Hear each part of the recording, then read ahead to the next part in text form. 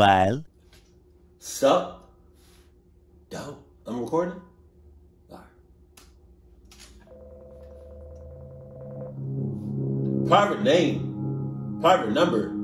You got all that. I'm not picking up no shit, nothing. A few summers ago, my old phone of 2 years began ringing.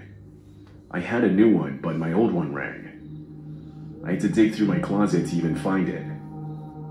A private number was calling the phone. I answered it, thinking it could have been an old friend who didn't have my new number yet. So just let it go to voicemail, man. Just let it go to voicemail. But it was a man with a strange accent I didn't recognize. He knew my name, knew my story, knew where I lived, etc. God. I was genuinely worried, so I asked him how he got all this information. He said we had met the night before at a house party, which I was at one, but I was with my friends, and I wasn't even drunk. I remember the whole night. We went back and forth for a few minutes, when he told me to meet him down by the river in 5 minutes and hung up. I knew exactly where he meant. I'm not usually easily intimidated, but this had me panicking. I asked my friends who went to the party with me if they were playing a prank, and they told me they were being serious about it not being them. But whole time, real time, more time, he didn't say you couldn't bring nobody. So I'm running in 30 deep.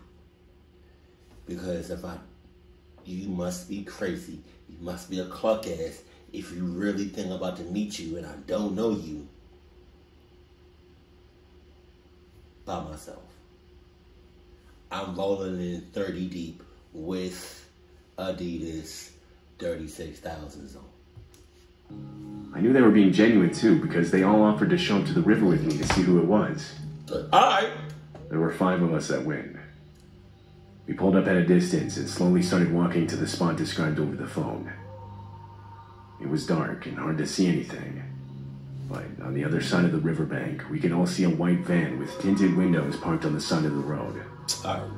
It wasn't on, but it was still weird because no one ever parked here. There was no reason to, there was nothing nearby. We started walking up to it, and that's when the engine started and the headlights turned on. We all turned, running into a field where it couldn't follow us. Did this have anything to do with the phone call? I can't be sure. Yeah? What? But I personally think it did. That'd be a hell of a coincidence.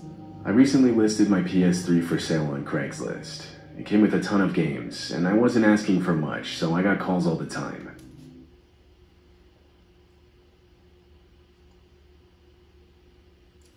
You literally could have said the first sentence, which was something, Craigslist. I don't know how I forgot it that quick, but you could have just said the first sentence, including the name Craigslist. You could have just left it at that. Went on to the next story. This time, I got a call in the complete dead of night. It was like 3:30 a.m. when I woke up to my ringtone. Yeah, I would get a lot of calls, but I had never gotten one this late in the night before. I was still half asleep when I picked up the phone. Immediately, this normal-sounding guy started talking to me. He said he was calling about the PS3 I listed, and offered something crazy like $5 for the whole thing. I mumbled something about how that was way too low.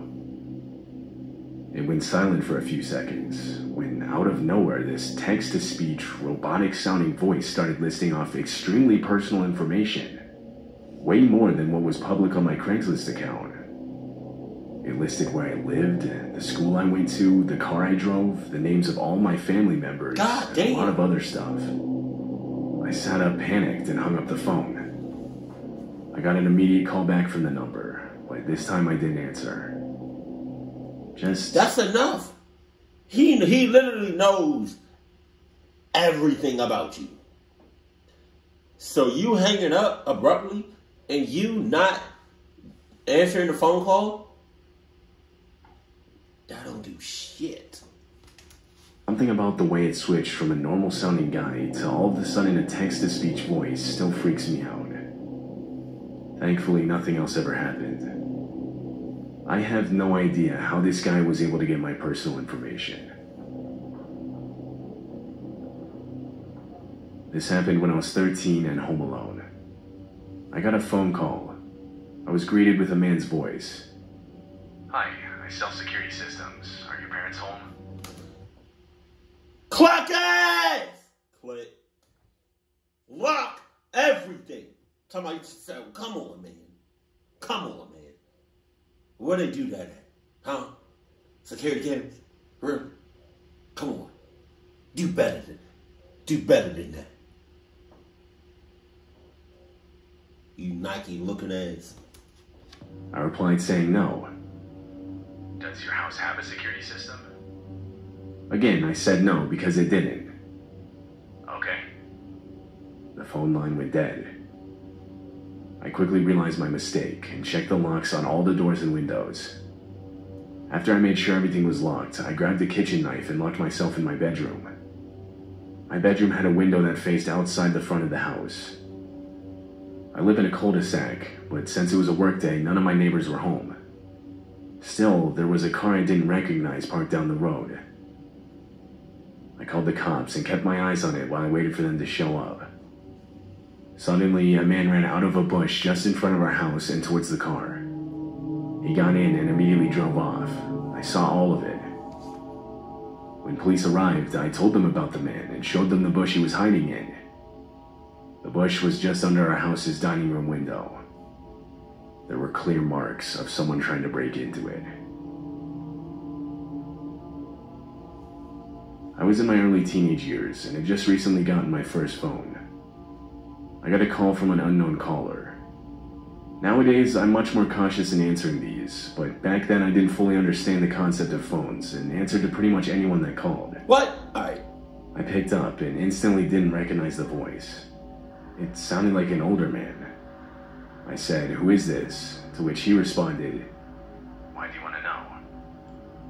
I didn't answer because I thought it was some kind of joke or prank call. He suddenly broke the silence, saying, "I can see you." Alright. I responded with something like, "Nice try, but that's not very original." Just then, I began to hear a train going by. My house is right next to a set of train tracks, and I swear, over the phone, I could hear the same sound of a train passing in the background. As it got closer, the sound got louder in the phone. I panicked and hung up. Nothing further ever happened. This was either a huge coincidence, or I really was being stalked. Around 30 years ago, I was lying in bed trying to fall asleep beside my wife, who had fallen asleep a few hours before. It was lightly raining outside, which helped me get to that state of half awake, half asleep, when the phone on the nightstand just beside me started ringing. I slowly sat up and picked up the receiver to determine if it was a fluke or an actual call. Stuff like that used to happen back then. I put the phone to my ear and sat in silence as I listened. It was just white noise. Until eventually I could make out two voices, two female voices. They were talking about a murder that had just occurred. What? I remember one of them going on about how they couldn't believe they had really just done it. Hang up! That's none of your business. This was followed by the other telling her to, quote, get out of there before the police arrived. They continued talking like this for a while as I just sat there still trying to process what I was hearing. Suddenly, one of the two asked the other if they heard someone else on the line. And with that, I hung up. I still don't know how something like this could have even happened. Maybe it was a prank call, back before prank calls were even really a thing. I told my wife about it the following morning. Ain't nothing pranking. It was my first time staying home alone, while my whole family was out at my brother's baseball game. In a basement? I was 13. I was on the phone with a friend of mine when someone beeped in on the other line. I told her I'd be right back and clicked over lines. I gave a hello. There was a laugh, and then the words, "I'm downstairs in your basement right now." Honestly, I just shook it off and hung up thinking it was a prank call. What you shaking off? What you shaking off? Only thing you need to be shaking on is the Adidas 15,000s. You know? And quietly, get out. Our neighborhood was pretty safe, and so I figured it had to have been someone just messing with me. Okay. I resumed talking with my friend. I'm getting real tired of these horror stories and these people saying, oh, it's probably just somebody messing with me. Oh, it's probably just, it can't be real. Somebody has to be playing a joke. Oh, it's a prank. Bitch. It beeped in again, so I again clicked over. This time I was met with much more aggression. The voice said something about how I shouldn't have hung up on him and how he was coming upstairs. What? Suddenly the lights downstairs started flickering and there was a banging under my feet. My dog ran to the corner of the living room. Now, our basement was actually just an area connected to the garage. It wasn't finished. I heard what sounded like footsteps coming up the garage stairs that led into our kitchen, accompanied by yelling. I kept trying to hang up and call the cops, but every time I tried, he was still on the phone. I managed to switch back to the line with my friend and told her to get her parents to call the police. I sat in a locked bedroom on the main floor, horrified, quietly crying, waiting for them to arrive. They finally showed up, by which point the man was gone. There was no sign of forced entry, though the window on our outside garage door had been broken for months prior, and my guess is he used that to get in. My family was ultimately skeptical, as police couldn't really come up with any solid evidence that this had actually happened. We did end up getting a security camera and fixed our garage window not too long after that, though. But I still don't know if they truly believed me or not. But your garage window being broken, that's already sus. It was almost as if somebody was in cahoots.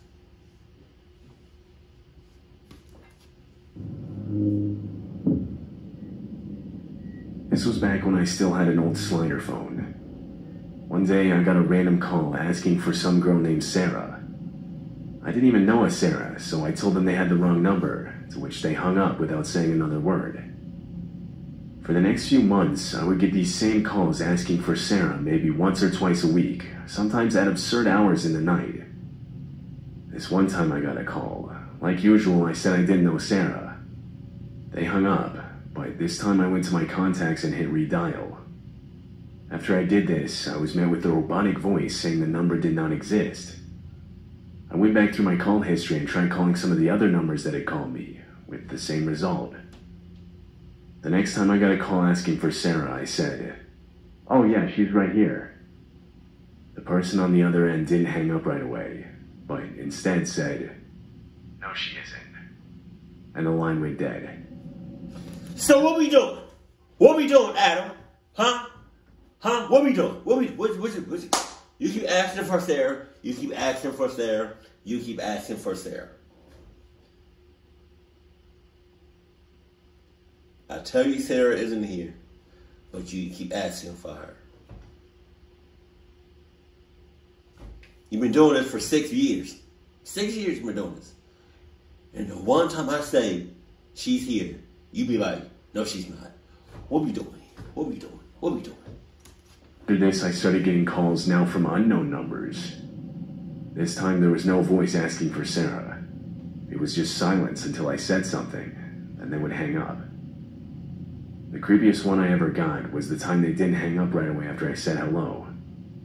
I could hear someone on the other end, breathing, but not saying anything. There was just something really uneasy about all these calls. Something? It caused me to get a new phone, after which I stopped getting the weird calls.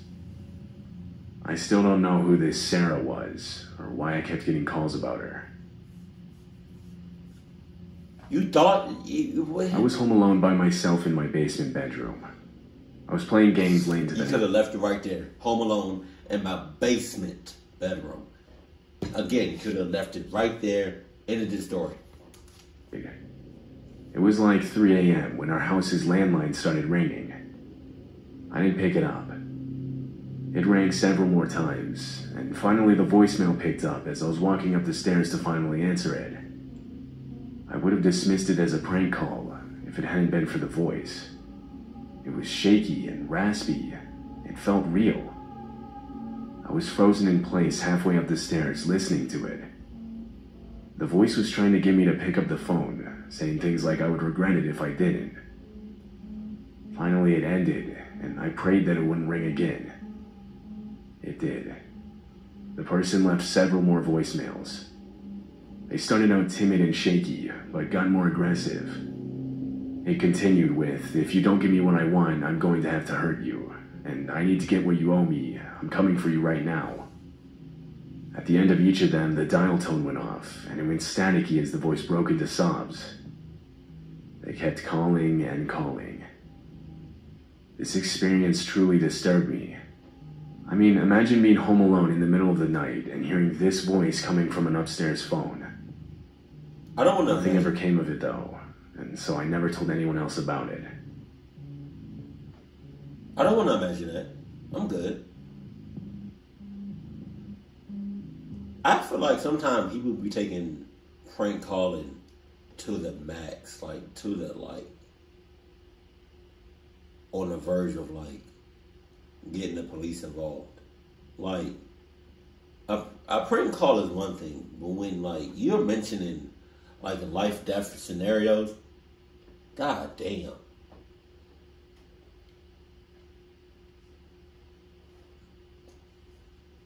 It'd be great if everybody didn't pick up unknown numbers, private calls, no caller ID.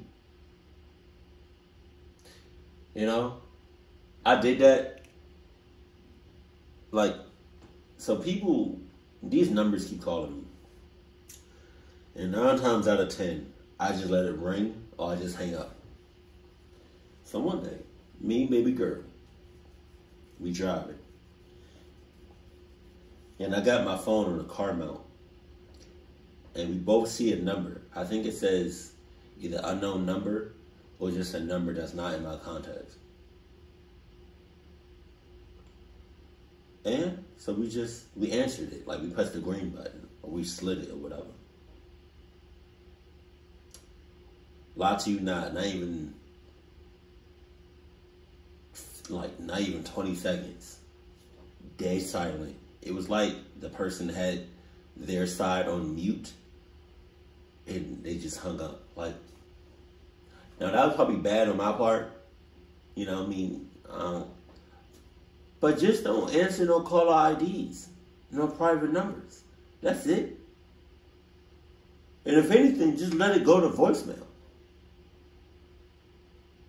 And if you get a call and you answer it, and you're talking about where's Sarah, time to move to Canada. Keep it cool, keep it classy, and I love you. Stay happy. My family.